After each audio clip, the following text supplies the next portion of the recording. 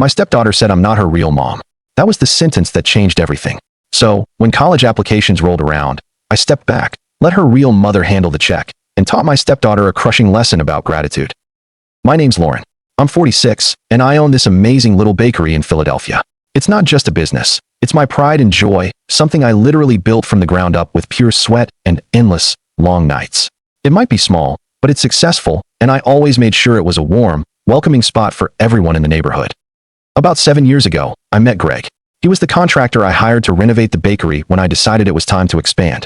Honestly, right from the start, he had this incredible way of making you feel instantly comfortable, like you could truly trust him. And, okay, he was definitely handsome. Tall, dark hair, a really nice smile. He'd always take a few minutes on his break to chat with me, telling me about his life.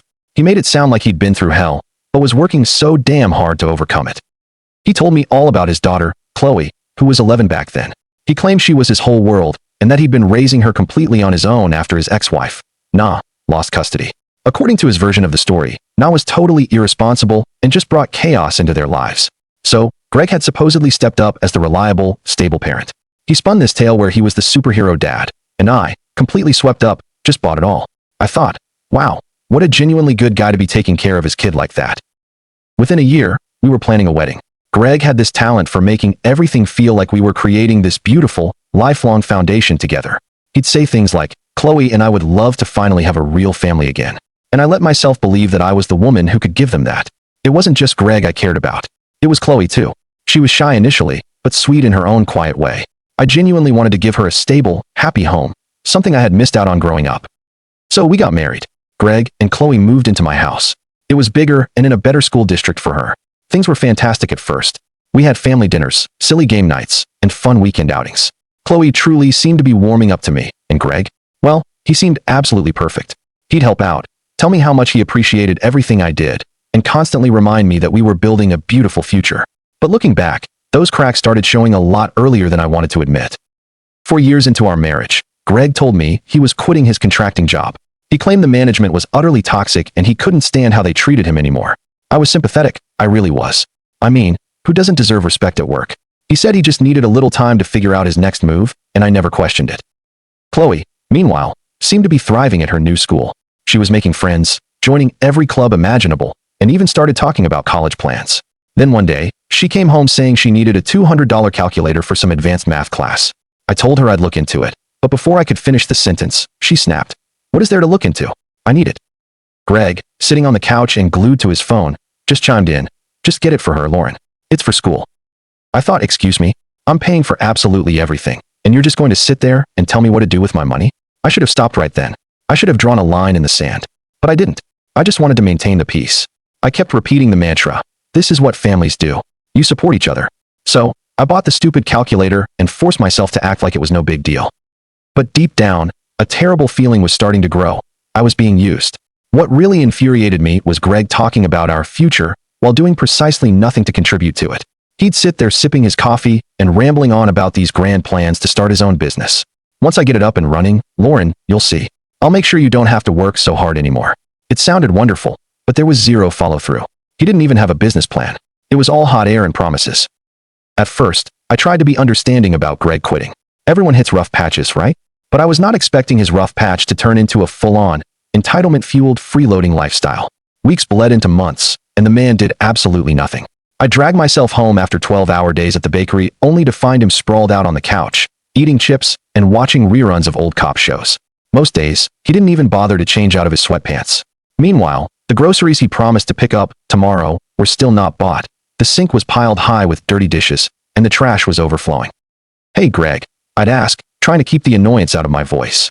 Did you send out any job applications today? Not yet, he'd say. I was glued to the TV. I'm still working on my portfolio, for the freelance gigs I'm planning. Oh, the freelance gigs. Let me tell you.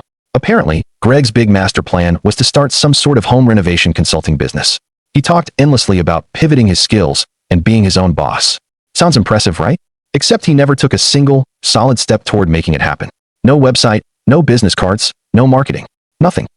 One time, I even offered to help him set up an Instagram account to showcase his work. I thought maybe a platform could help him attract clients, but he just shrugged and said, I'll get to it later. Social media is not my thing. Dude, it's 2023. If you're starting a business, You need an online presence. While Greg was busy fantasizing about his imaginary empire, I was left footing the bill for literally everything. Mortgage, utilities, groceries. Me. Chloe's school expenses. Yep, also me. And don't forget Greg's expensive little hobbies. He decided he was getting into woodworking as a stress reliever, which meant I was buying him pricey tools and supplies that just sat untouched in the garage. One day, I came home from the bakery and found a $400 sauce sitting right in the living room. What is this? I asked, holding up the receipt. Oh, that's for my new project, Greg said, barely looking up from his laptop. I'm going to build a custom coffee table for the living room. Greg, we already have a coffee table, I pointed out. Yeah, but it's not personal, you know. I want something that represents us. That coffee table never got built. The sauce stayed in the box for weeks until I finally shoved it into the garage, just to get it out of my sight. Meanwhile, Chloe was rapidly picking up on her dad's entitled vibe and started acting like the world owed her too. Every single time she wanted something, she just assumed I'd buy it. She never even bothered asking Greg because, let's be real, he was as broke as she was. Lauren, she said one evening, sliding her laptop across the table to me. I need this jacket for school. It's for the senior trip. The jacket was $250. A jacket for one trip. Chloe, that's really expensive, I said gently. Can't we find something similar that's a little cheaper? She rolled her eyes so hard I thought they might actually fall out of her head. It's mandatory, she said, as if I were the one being completely unreasonable. Everyone else is getting one. Before I could get another word out, Greg chimed in from the couch. Just get it for her, Lauren. It's not that big of a deal. Like an idiot, I completely caved. I swiped my card, told myself that the argument just wasn't worth the emotional toll, and tried to move on. But it never stopped. Chloe started treating me like her personal ATM. Need money for a field trip? Ask Lauren. Want the newest iPhone? Lauren will pay for it. Most of the time, she didn't even offer a simple thank you. It was just utterly expected. One day, I overheard her talking to one of her friends on the phone. Yeah, my stepmom's loaded, she said laughing. She doesn't even care how much stuff costs. I just stood there, completely stunned. Is that what she honestly thought? That I didn't care? That I was just some endless, faceless source of money? Greg was no better. He started making these little comments that absolutely grated on me. If I ever complained about being exhausted from the bakery, he'd say, well, at least you're making good money. Or if I brought up the crushing bills, he'd casually go, you're doing fine, Lauren. Why stress about it? Why stress? Because I was supporting 3 whole people on one miserable income, Greg. That's why. One night, after a particularly brutal day, I decided I had to sit Greg down for a serious conversation. Listen, I said, my voice firm. I'm happy to help while you're figuring things out, but this simply can't go on forever. You need to start contributing, Greg. We're supposed to be a team. He looked at me as if I'd just asked him to walk to Mars. I am contributing, he argued. I help around the house, don't I? I take care of Chloe. Greg, I said, fighting to keep my temper in check. Helping around the house isn't the same as paying bills. And Chloe is almost 18. She doesn't need a babysitter. He sighed, acting like I was the one inconveniencing him. Lauren, I just need more time. You have the bakery. It's not like we're struggling. That was the crucial moment. I realized Greg didn't see me as his partner. He saw me only as a provider, someone who would keep the ship afloat while he just casually coasted through life. I gave him one last, desperate chance. Okay, I said, but you need to have a concrete plan by the end of the month. No more excuses. He nodded, but I could tell, deep down, he wasn't taking me seriously for a second. And, surprise, the end of the month arrived and vanished with no plan, no job, and no visible change. I started feeling utterly trapped, like I was carrying the entire household on my back while Greg and Chloe sat there, content to exploit me.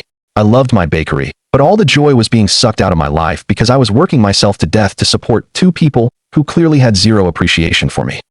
I should have put my foot down months ago, but I kept rationalizing, telling myself it was just a phase, that Greg would somehow snap out of it, that Chloe would finally grow up and become responsible.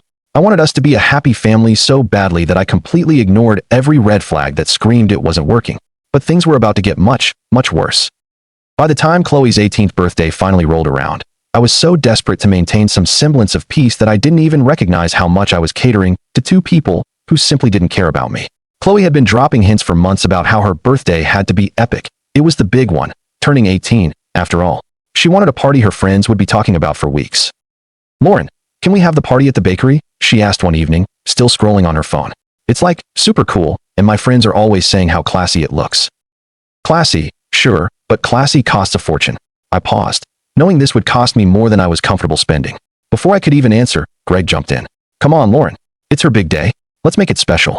This man, who had not contributed a dime, was pressuring me to throw an extravagant party. But like a fool, I agreed. I told myself it was for Chloe, not for Greg, and maybe it would help us finally bond. Big mistake. I went completely all out for the party. I closed the bakery for the evening, hired a local band to play live music, and ordered these breathtaking custom cupcakes with edible gold accents. I even let Chloe choose the decorations, including a ridiculously expensive balloon arch that cost nearly $500. But hey, I wanted her to feel like a queen. In the days leading up to the event, Chloe was buzzing with excitement. She kept going on about how much her friends would love it and how it would be the best night ever. I asked her for a guest list so I could plan the catering, but she kept brushing me off. "Don't worry about it, Lauren," she'd say. "It's just a small group of friends." I really should have known better. The night of the party, I arrived early to make sure every last detail was perfect. The bakery looked absolutely stunning, and I felt a genuine moment of pride for what I'd managed to pull off. Chloe arrived about an hour later, dressed gorgeously in a designer dress I had bought her. She looked incredible, and you could tell she felt like a celebrity. Her friends started trickling in, and soon the place was packed, not just with her classmates, but with random people I'd never seen before. It quickly descended into chaos. Kids were running around, snapping selfies, and blasting music louder than I was comfortable with. But Chloe looked happy, and I decided that was the goal. Then, just as I was starting to relax, she walked in. Chloe's biological mother. I recognized her the second she stepped through the door. She had this awful air of entitlement, like she owned the place. She was wearing this gaudy outfit that clashed completely with the party's vibe, and her lipstick was smeared as if she hadn't looked in a mirror all night. She marched right up to Chloe, arms wide open, and bellowed, "There's my baby girl." Chloe froze for a second, shooting a nervous glance my way, but then she hugged her mom like nothing was wrong. "Mom, you made it," she said, beaming. Made it? I hadn't invited her. I had no idea Chloe had invited her. But there she was, acting like she belonged. I fought to keep my cool, but my heart was pounding a mile a minute. I walked straight over to Greg, who was standing in the corner sipping a soda like he was a mere guest. "Greg," I said quietly, "did you know Na was coming?" He looked at me as if I'd asked the most ridiculous question in the world. "Of course I did," he said. "Chloe told me she wanted her mom here. I didn't think it'd be a big deal." Not a big deal. This woman hadn't shown up sober to a single event in years, and now she was crashing a party I paid for at my own bakery. I was livid, but I couldn't cause a scene. Not yet. I tried desperately to avoid Na, but she made that impossible. She was everywhere, hugging Chloe, monopolizing her friends, and loudly telling embarrassing stories about the party she used to throw when Chloe was little. It was absolutely infuriating. Then, as if she hadn't done enough, she walked right up to the table where Greg, Chloe, and I were sitting and said, "This is my spot. Move." I stared at her, trying to process the sheer audacity. "Excuse me," I replied. "This is my daughter's party," she snapped. "I'm her mother. I should be sitting next to her, not you." I looked desperately at Greg, hoping he would step in and defend me, but as usual, he just stared at his drink like it was the most fascinating object in the universe. Chloe, sitting next to us, didn't utter a word either. She just stared down at her phone, pretending the whole thing wasn't happening. "I'm not moving," I said firmly. "There are plenty of empty seats. Feel free to pick one." Na's face turned bright red. "Oh, look at you," she sneered. "The big, bad stepmom who thinks she can replace me. Guess what? Money can't buy love." Before I could even think of a comeback, she grabbed a plate of food off the table and hurled it onto the floor. The sound of breaking glass echoed deafeningly through the silent room. Every single person stopped talking. It was dead silent. "Get out," I said, my voice trembling with cold anger. "You are not welcome here." Na laughed, a harsh, ugly sound. "Oh, you think you can kick me out? You're nothing, Lauren. Nothing." I immediately signaled to the bakery security staff. Yes, I had security because I wasn't naive enough to think a party full of teenagers wouldn't need supervision. They escorted Na out while she screamed and made a scene in front of every single guest. Chloe looked mortified, and Greg, he still didn't say a single damn word. After Na was finally gone, the party felt ruined.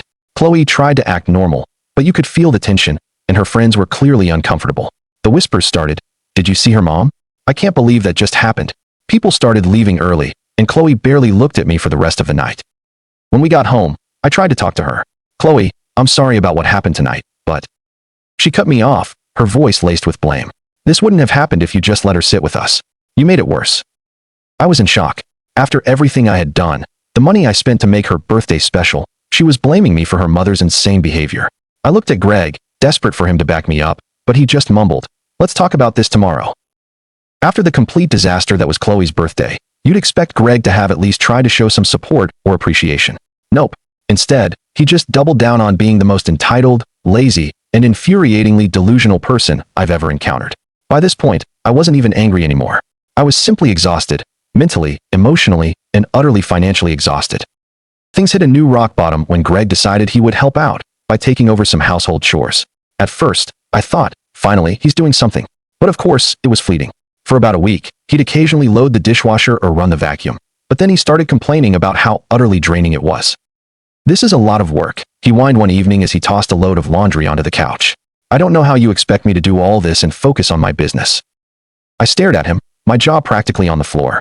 "Greg, I've been doing all of this and running a successful business for years. What are you even talking about?" He just shrugged. "Yeah, but you're used to it. This is new for me." There was nothing left to say. The man was allergic to basic responsibility. And then there was Chloe. If Greg was a freeloading mooch, Chloe was quickly becoming his star pupil. She picked up on his attitude and ran with it, demanding things instead of just asking. One evening, she came downstairs and announced that she needed new furniture for her room. Not just a new desk or a better chair. She wanted a full, complete makeover. New bed, new dresser, absolutely everything new. "I've outgrown all my old stuff," she said, flipping her hair like she was on a reality TV show. "I need something more mature." "Chloe, we truly can't afford that right now," I said firmly. "Maybe we can look at updating a few things next year." Her face went crimson. "You just don't want to spend money on me because I'm not your kid." That sentence hit me like a physical blow. A ton of bricks. I had done my absolute best for this girl, and she had the audacity to suggest that my refusal stemmed from the fact that she wasn't my biological daughter. I was speechless. Greg, naturally, didn't intervene. He just sat there, staring at his phone, pretending this meltdown wasn't happening. That night, I sat down with Greg and gave him the non-negotiable truth. "You need to get a job," I said, without preamble. "I don't care what it is, but you cannot just sit here and expect me to do everything. It's fundamentally unfair." Greg did not take it well. "You're being selfish," he insisted, crossing his arms. "You don't understand how hard this is for me right now." I actually laughed, a genuine, stunned laugh, because I couldn't believe the words coming out of his mouth. "Hard for you, Greg? I'm the one working 12-hour shifts while you sit on your ass. How is that fair to me?" He just shook his head dismissively. "You don't get it, Lauren. You've always been about the money. You don't care about my dreams." That was it. The absolute breaking point.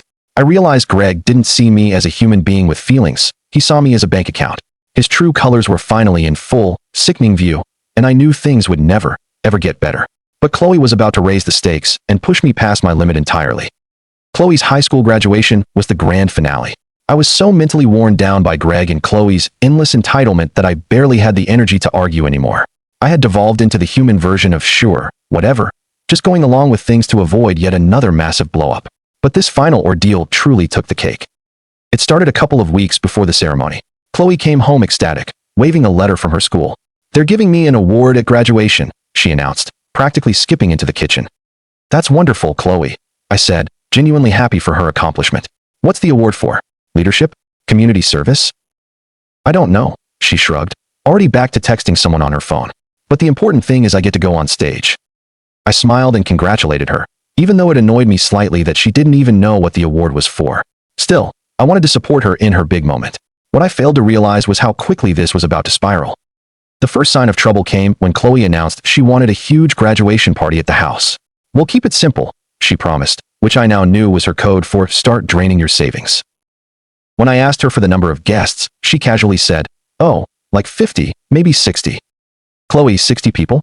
My eyes must have been bugging out of my head. Where in the world are we going to fit that many people?"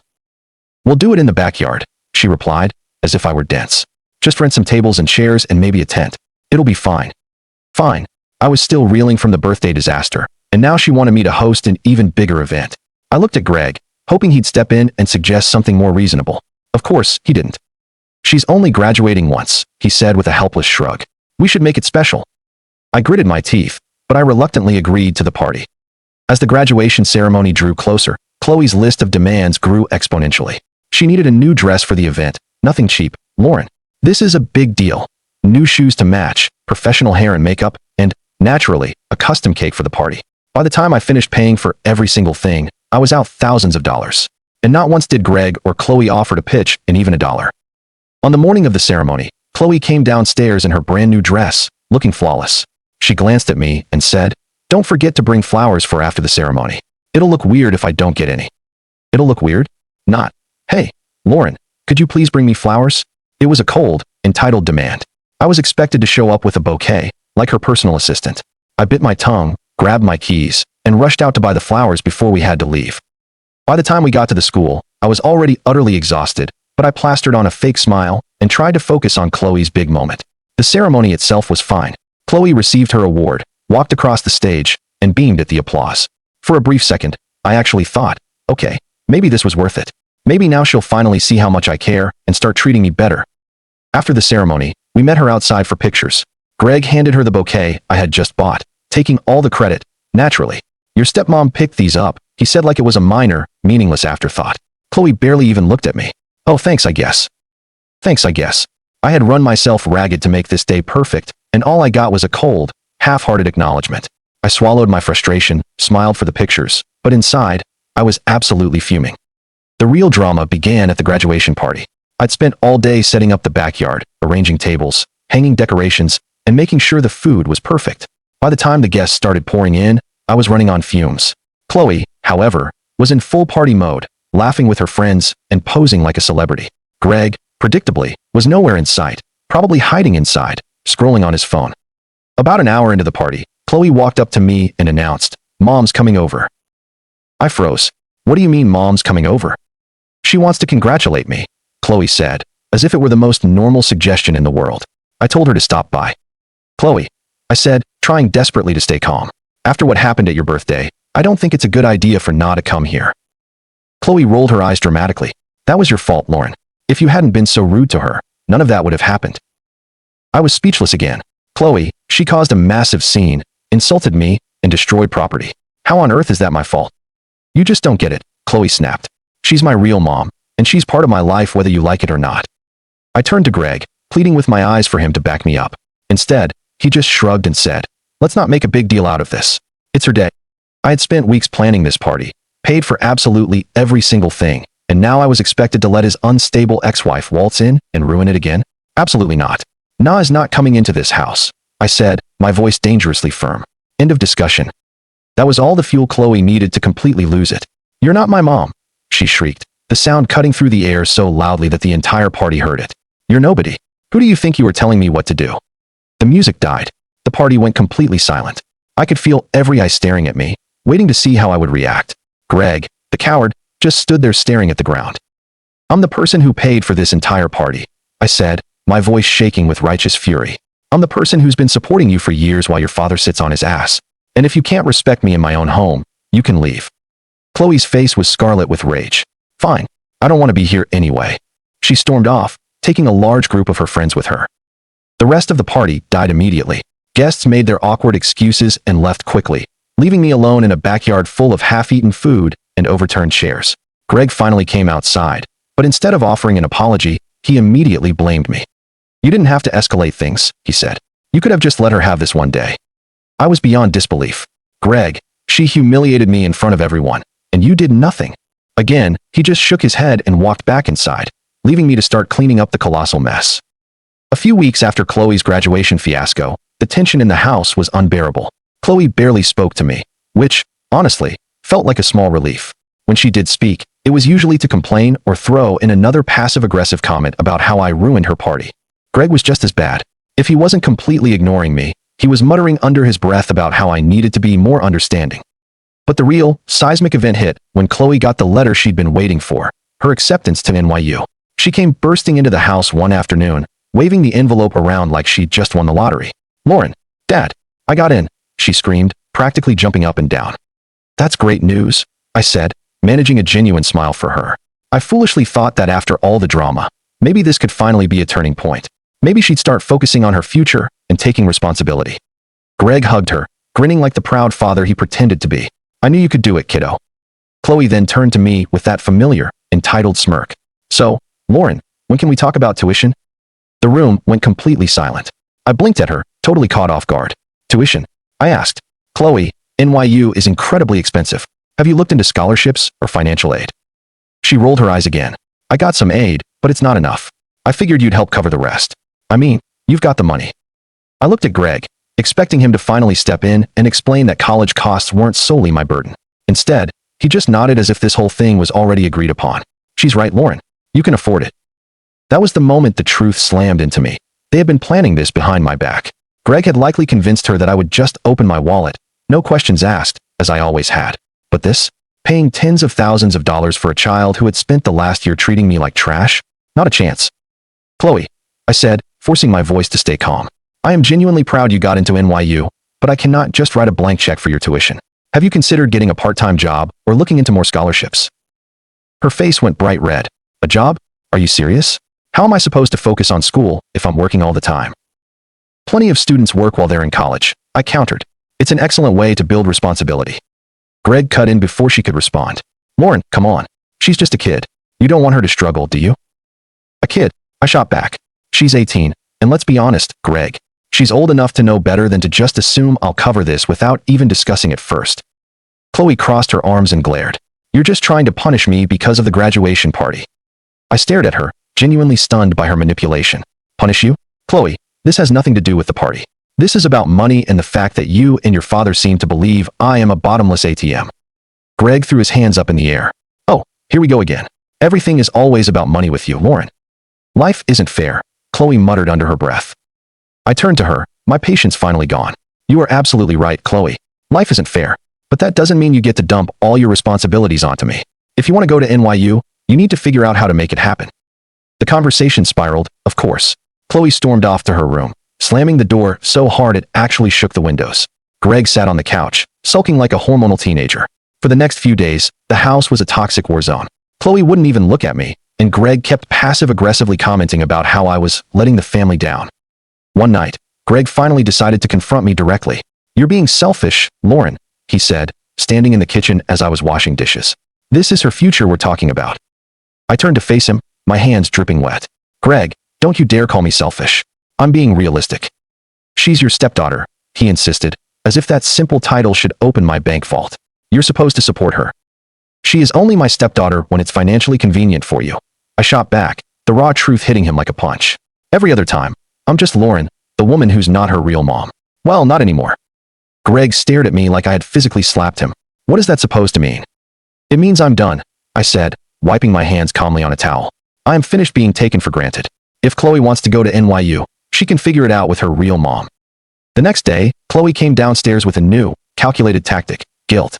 She sat at the kitchen table looking teary-eyed and said, Lauren, I'm sorry if I hurt your feelings. I didn't mean to make you feel unappreciated. For a brief, horrible moment, I almost believed her. But then she ruined it. I just think it's really unfair that you won't help me. You've always said you wanted to give me a better future. Isn't this part of that? I sighed, sitting down across from her. Chloe, I do want you to have a good future, but I also desperately want you to learn how to take responsibility for yourself. Life isn't about expecting other people to bail you out. She sniffled dramatically, clearly trying to activate the waterworks. I can't believe you would do this to me. You're completely ruining my chances at New York University. No, Chloe, I said firmly. You're ruining them by stubbornly refusing to take any responsibility. You've spent months treating me like I don't matter, and now you expect me to pay for your education. That's not how the real world works. A few days later, Greg tried one last, desperate attempt to pressure me. Either you pay for Chloe's education, he said, his arms crossed, delivering the ultimatum, or I'm filing for divorce. I simply stared at him, completely unfazed. Okay, I said, file for divorce. He blinked, clearly not expecting such immediate, total compliance. You don't mean that. Oh, I mean it, I said, crossing my own arms now. In fact, I'll call a lawyer tomorrow. For the first time in months, Greg was utterly speechless. He stormed out of the room, slamming the door, while I sat there, feeling an odd, beautiful sense of calm settle over me.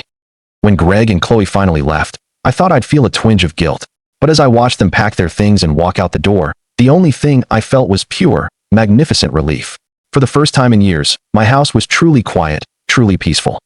Greg didn't make a big scene when he left, which actually surprised me.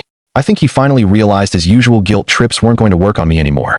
He just muttered something about how I'd regret this. Chloe, however, made damn sure I knew exactly how she felt. This is why no one likes you, she snapped as she dragged a heavy suitcase down the stairs. You're selfish and controlling, and you'll end up alone. I didn't even bother to respond. What was the point? She had already made it abundantly clear how little respect she had for me, and I wasn't going to waste another breath trying to change her mind. Instead, I simply stood in the doorway and watched as they loaded their belongings into Greg's car. The divorce was finalized quickly, thanks entirely to the ironclad prenup I had insisted on years before. Greg tried to contest it, claiming he deserved a share of the bakery, but my lawyer shut that down fast.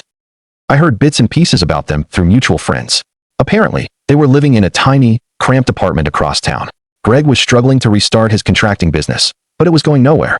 He had burned too many bridges in the industry, and word about his poor work ethic had gotten around. Chloe, meanwhile, had been forced to defer her enrollment at NYU because she simply couldn't afford the tuition. She ended up working at a mall, constantly complaining to anyone who would listen about how incredibly unfair her life was. One day, I got a text message from Chloe. It was short and clearly hurried. "I'm sorry for everything. I didn't mean to hurt you. Can we talk?"